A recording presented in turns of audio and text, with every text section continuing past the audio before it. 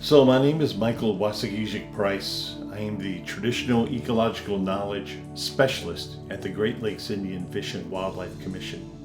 In our language, we call the wolf Maingan. Maingan. That's how we say wolf in the Ojibwe language or the Anishinaabe language.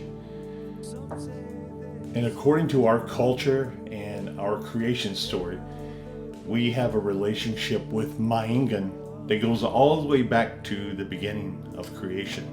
A central tenet of the Ojibwe creation story is that the wolf is a more than human being with whom the Ojibwe share a common fate.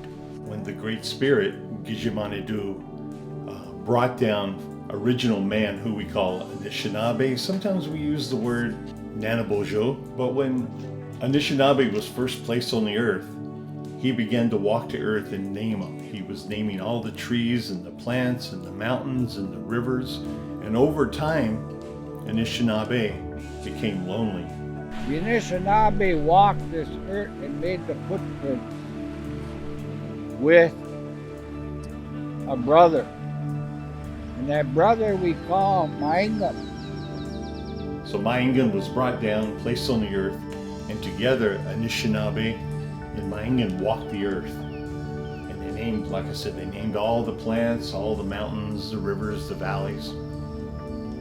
And when that journey came to an end, the Great Spirit said, now that your journey is complete, now you will both walk separate paths.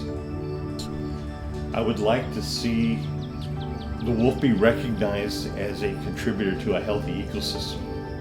And that's one thing I would like for us to learn, is to learn to work with nature, and understand how nature functions, and that we can coalesce with nature rather than always try to manage it and control it. And we have failed miserably throughout history trying to control nature. I'd say, certainly it's wonderful that we have, nearly 1,000 wolves in Wisconsin. That's something that many people never expected to see.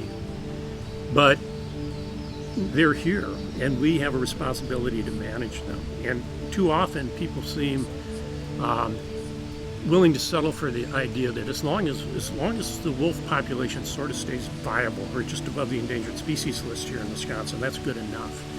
That's not the way we manage deer or bear or just about any other species that we're entrusted with the responsibility of caring for. Until about the 1920s, the populations of Native people got so low that the population was around 850,000 Native people in the United States. And at that same time, the wolves were completely wiped out, with the exception of northeastern Minnesota and the Upper Peninsula of Michigan. So what was happening to the wolf also happened to the Anishinaabe people. So we've watched this relationship over centuries.